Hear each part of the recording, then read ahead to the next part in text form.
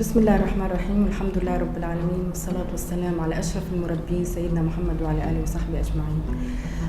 لعمل الناشئة بجمعية الإرشاد والإصلاح تاريخ حافل بالعطاءات والإنجازات، فهو تأسس بالعام 1988 عبر دروس أسبوعية ودورات فصلية. الاسم كان انطلاقا من مفهومين أنه الطفل هو الاستثمار الحقيقي لثروة الغد، وأيضا من مفهوم أنه الطفل هو كالنبتة، أنه جمعنا هذا المفهومين من خلال شعار غراس ديني يحييني، واختصار للأحرف الأولى من هذا الشعار يلي كان هو غدي، وذلك في سبيل تقديم لأبنائنا كل ما هو جديد من العلم والمعرفة في إطار خاص يتسم بالتربية الدينية والخلقية أولاً، بالتوازي مع التربية العلمية، مع عدم إغفال الجانب الترفيهي والرياضي والفني والإبداعي، لنقوم بذلك من أولى الدورات في لبنان التي تهتم بالطالب روحياً وجسدياً وفكرياً وفنياً وأخلاقياً.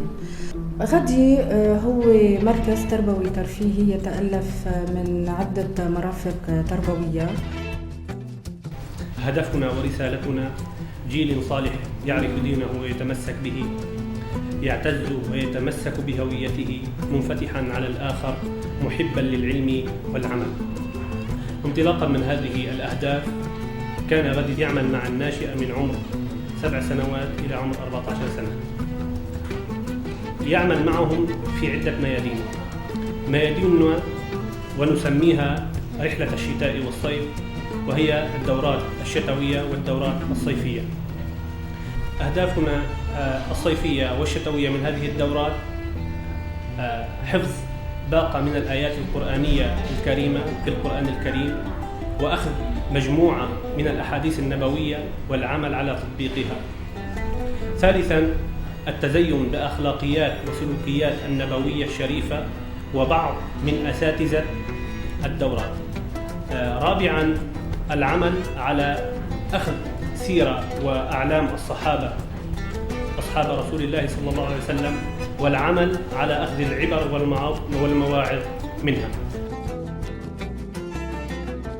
التقنيات اللي بنستعملها بنادي القرآن هي قصص. أول شيء بنستعمل بوسترات، المعلومات اللي بيعملوها ليقربوا الصور مرئية، أو فليم على CD بيحضروها لنقرب المفهوم الآية للولد. يعني إن كان عمره 4-5 سنين ما فيك تقول له الآية ونمشي عليها وبس إنه حفظها.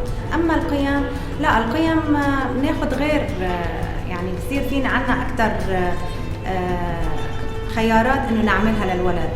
إذا إجا على البيت عند حدا أو فات على غرفة حدا يدق الباب من ظهر الولد ولا برا، شو الحديث اللي بيقوله، كمان دعاء الدخول الخروج، يعني هدول فيهم يمثلون كتمثيل، بصير كمان الولد بتعلق بذهنه أكتر. بمركز غدي في عنا مكتبة خاصة للناشئة تضم 7000 قصة وكتاب باللغات الثلاث، عربي وإنجليش وفرنسي. أول شيء في عنا خدمة الاستعارة الخارجية، وهي للأطفال يلي بيجوا بيستعيروا كتب.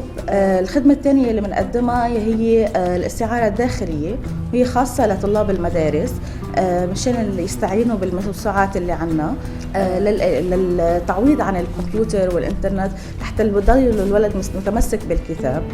الخدمة الثالثة وهي خدمة مهمة جدا، هي خدمة كتابي عالمي، اللي هو عبارة عن نشاط رواية قصة، سرد قصة للأطفال بأسلوب وأداء مميز جدا من عبر المعلمات. يعني بيقروا القصة للأطفال، بعد منها بيعملوا نشاط أشغال يدوية.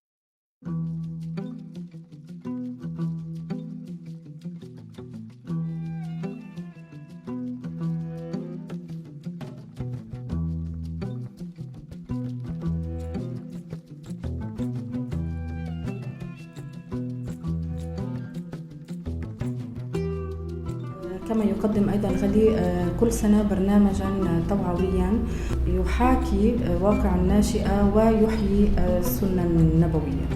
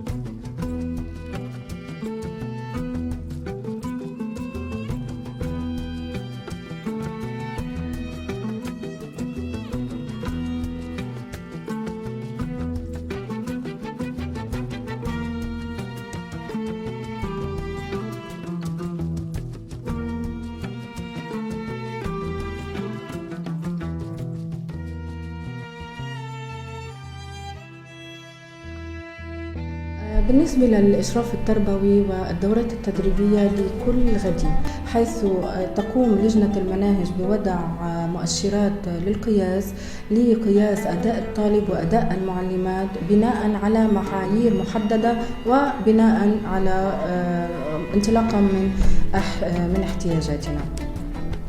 المركز الذي نطمح إليه هو مركز تربوي ترفيهي فني رياضي يجمع كل هذه المواصفات ضمن مركز يعنى باحتياجات الناشئة ويحاكي متطلبات العصر. يعتمد على التربية المستديمة التي تسعى إلى تحقيق ذات الفرد وتنمية طاقاته. يا صديقي